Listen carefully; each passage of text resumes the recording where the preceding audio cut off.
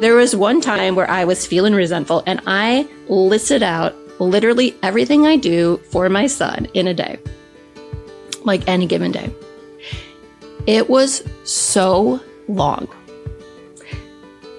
And when I handed it over in an angrily way, right? Like, this is why I feel depleted. Like, this is all I do before I even think about myself to take a shower. Here is the list.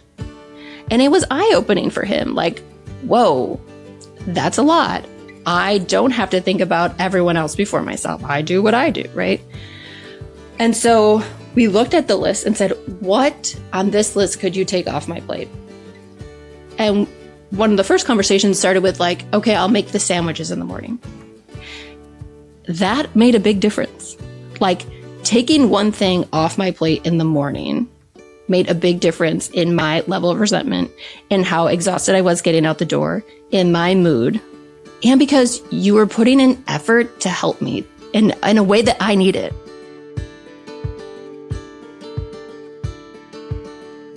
So, mothers of young children think about divorce more than most other groups. Why is that? Let's start by thinking about what happened before that time, right? So when you start dating someone, it's mostly all good, right? Like, it's exciting, it's fun. Then you realize that's your person. You go on trips together. Like, it's blissful. It's wonderful. And then you have a baby and your whole life turns upside down. And you go from this like amazing partnership to a lot of times women feeling like, I'm doing everything. I'm not feeling supported. I'm drowning in like what this life is like now. And what happens is they start sort of fantasizing about divorce. Like, if I feel like I'm doing everything on my own already, like, why am I even doing this? Like, what are you bringing to the table? And so in this group with, toddler moms in particular, I think because that's when the aggression starts getting aimed at you from your kids. It's like, I am taking on too much. I feel so alone. I might as well do this alone.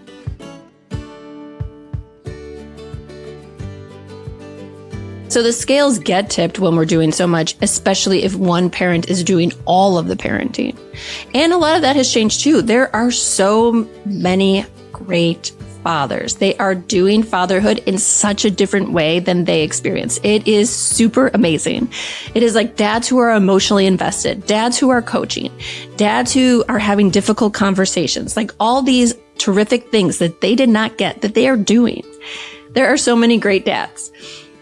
And some dads still think that their only job is providing. And so then that leaves everything on the mom. And there are a small percentage of families where that works, but the majority are unhappy with that. So I think the reflection is on, what do I want in this relationship? Are me and my spouse on the same page? Do we want the same things? How do we want the next 5 years to look? Do we go on trips, just the two of us, to reconnect? Do we always do everything as a family? What do we want as a couple? Because if your balance is off and you're resentful all the time, you're not going to want to have sex with that person, right? You're not feeling connected to them. Like, what do you want to do with them? Not much. You're like, fine, you stay here. I'm going to go out with my friends, right? And then the divide gets bigger. So how do you bring it back in? And it depends on both people in the couple. They both have to want the relationship to work. They both have to want to put in the time and effort. If you are married to someone who is very selfish and doesn't have any interest in you being happy or your needs, like, how does that go forward? You either tolerate the mistreatment or you find a way to make a change.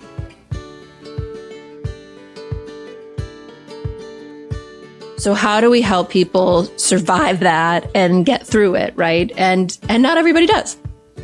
Part of it is the conversations that you have to have with your partner about these feelings. Like, how do you become a team again? How do you enjoy each other again? How do you have fun again? If you hate them because they're not doing enough, you have to talk about that. And not everyone is willing to make the changes, right? Like, some people say, like, tough shit, I'm at work. You got to figure out everything else. But parenting looks so different. Like, that might have worked 50 years ago. That doesn't really work anymore. And not that it really worked before, people just tolerated it before. But now parenting is an insane job. And your toddler isn't just at home, like learning from you. They're doing soccer. They're going to swimming. They are like trying to get their naps in. You're trying to socialize them. You're doing so much as a toddler mom. And so when you're feeling like you're not getting anything in return, a lot of people think like, what's in this for me? Why am I staying?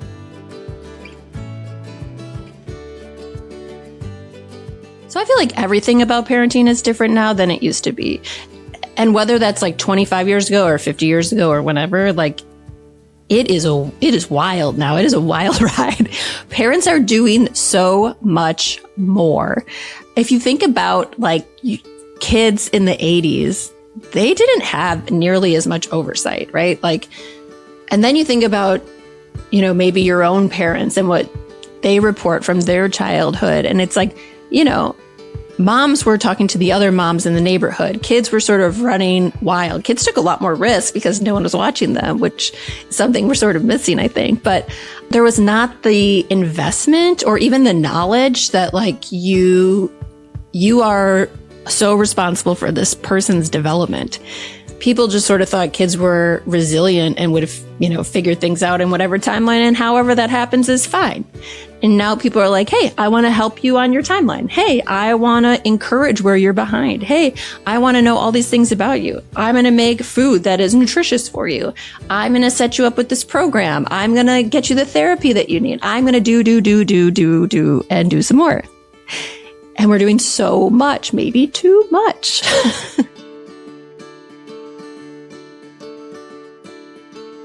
So communication, I think, is the most important part of a marriage. And most people aren't good at it. We talk about how women are people pleasers.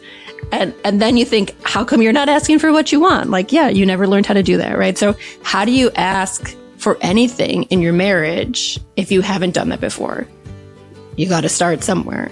So, I love therapy. I talk about therapy all the time. I've been in therapy for most of the last 30 years.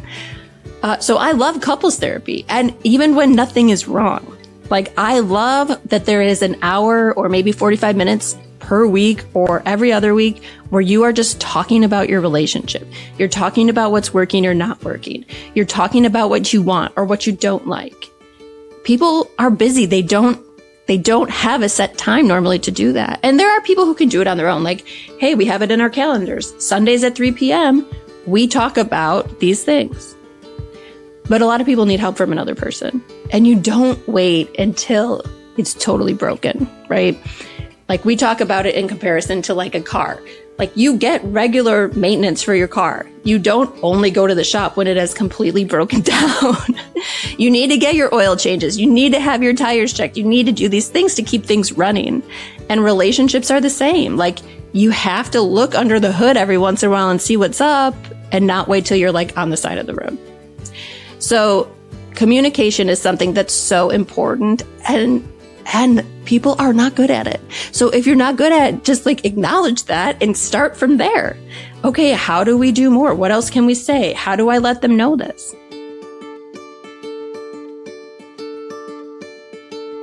What happens often is like, well, I tried to help, but like you didn't want it. You said no.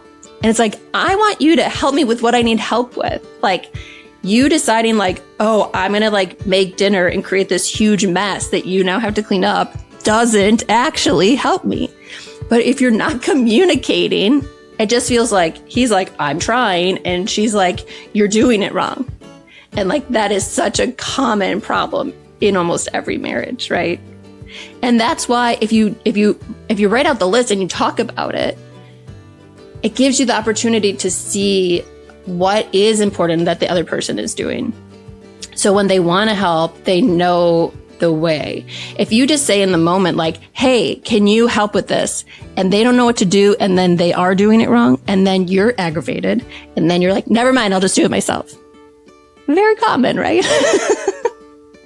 But if you want them to actually help you, you have to tell them and teach them and not do it in the moment. It almost never works in the moment. Do not do it in the moment. When you like each other, have a conversation and say, hey, if you could empty the dishwasher on these days, or, if you could make the sandwiches, or if you could do this one school drop off a week, that would make a huge difference for me. It often can happen. But if you're not giving yourselves opportunities to communicate and talk about it, it's never going to happen. And no one is a mind reader. You wishing someone would help you does not make anyone help you. So a lot of times, especially in the mornings, it's so hard to get out. And whoever is the primary parent of the morning stuff is usually so aggravated, and they want help and they're not getting help, but they're not asking for help.